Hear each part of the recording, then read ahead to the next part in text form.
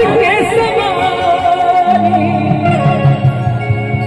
दुआरी के कर जाए हे जग के महतारी बीड़ा वाली मैया और की हंस के समानी बीड़ा वाली मैया और की हंस के समानी दुआरी के कर जाए हे जग के महतारी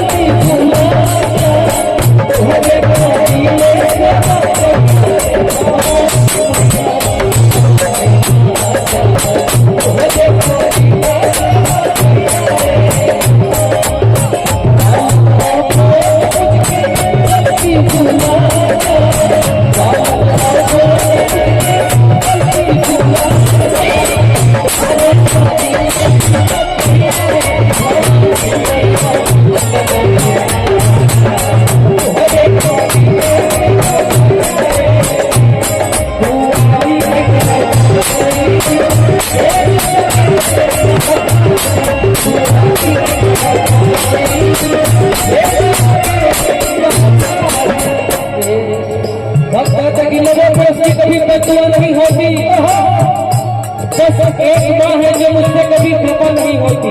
अरे लबों पे उसकी कभी बदुआ नहीं होती, बस एक माँ है जो मुझसे कभी खफा नहीं होती।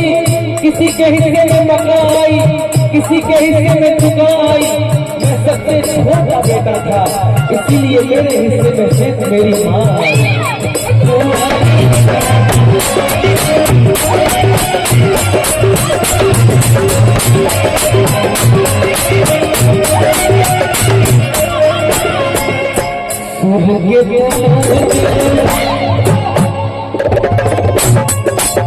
कबीर के कुमारी कालिदास पागल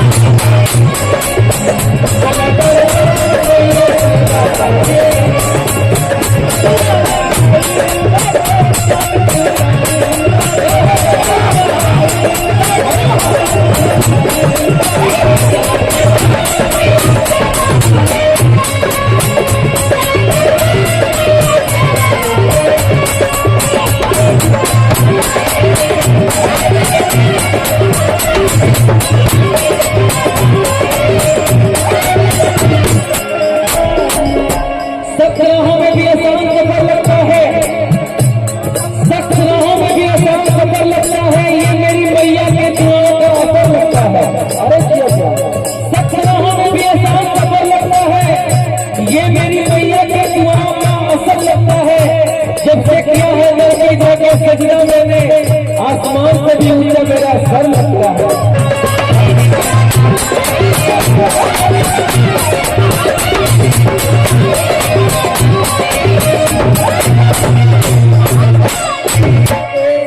पहले विधाता बलिराम होतानी, बेटा मैं किसान के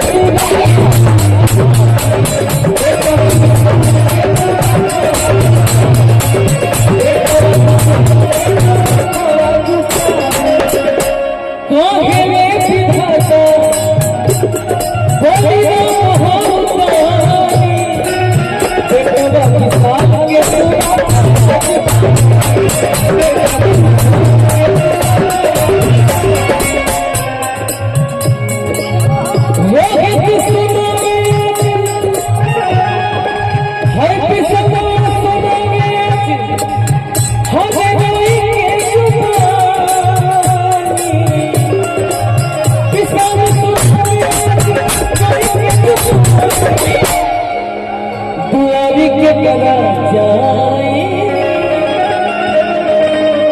सिमरन भाजी कि दुआरी के करा जाए अरे की है